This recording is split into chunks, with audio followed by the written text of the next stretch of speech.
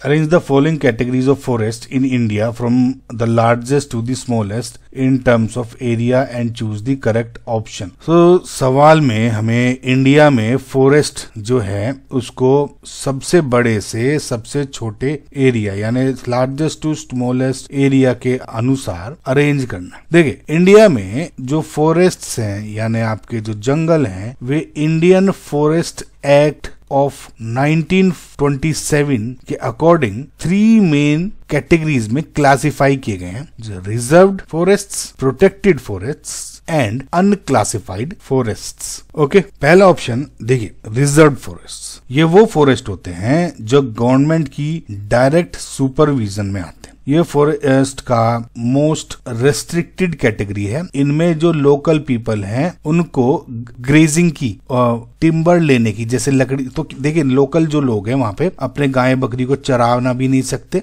और जो लकड़ी वकड़ी जो हो जाती है चुगने के लिए आते हैं उसकी भी परमिशन नहीं होती है ना, जब तक कि कोई स्पेसिफिक परमिशन ना होने ना। तो ये कंजर्वेशन के लिए सबसे ज्यादा इंपॉर्टेंट है। तो आप ये सोचो कि जो ये आपको इसमें पहली इमेज है ना, तो इसमें लोकल लोग की भी एक तरह से एंटी रेस्ट्रिक्टेड है, ठीक है। दूसरा है प्रोटेक्टेड ना, ये भी गवर्नमेंट की ही सुपरविजन में आते हैं, लेकिन रिजर्व फॉरेस्ट से थोड़ा इसमें कम रेस्ट्रिक्शन है। इसमें तो जो लोकल पीपल है वे ग्रेजिंग और वे भी नहीं कर सकते थे, बट इसमें जो लोकल कम्युनिटी है उनको कुछ राइट्स दिए गए होते हैं, कुछ अधिकार दिए हुए होते हैं, जैसे कि आप अपनी फ्यूल वुड ले सकते हो, मतलब लकड़ी वकड़ी जलाने के लिए अपने पशुओं का चारा वगैरह उठा सकते हो, फॉडर वगैरह है ना, उसको कलेक्ट करने की परमिशन होती है। लेकिन ये भी ऐसा नहीं कि कहीं भी जा सकते, इसमें भी काफी स्ट्रिक्ट रूल्स होते हैं, ठीक है। Now third is अनक्लास्ड forests. Now ये जो अनक्लास्ड फॉरेस्ट होते हैं वे गवर्नमेंट और प्राइवेट इंडिविजुअल्स या जैसे कम्युनिटीज की ओनरशिप में होते हैं। इन पर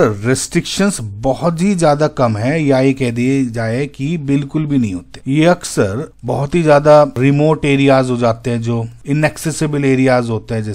जैसे आप ये सोचो कि पहाड़ों वहाड़ों में कहीं कोने पे एकदम जैसे छोटा सा गांव बस रहा है, इस टाइप के एरियाज होते हैं, ठीक है। तो इस टाइप के एरियाज में ये अनक्लास्ड फॉरेस्ट पाए जाते हैं जहां पे कोई खास रेस्ट्रिक्शन नहीं होती। अब क्वेश्चन आता है कि एरिया के हिसाब से ये कैसे अरेंज होंगे। इंडिया में रिजर्व फॉरेस्ट सबसे ज्यादा एरिया कवर करता है। दूसरे में जो मीडियम एरियाज में वही आ जाता है प्रोटेक्टेड एरियाज यानी प्रोटेक्टेड फॉरेस्ट्स, और थर्ड जो स्मॉलेस्ट है वो हो गया अनक्लास्ड फॉरेस्ट्स। तो ये यानी 1, 2 एंड 3 यही ऑर्डर है, यानी जो ऑप्शन नंबर बी है इज योर करेक्ट आंसर।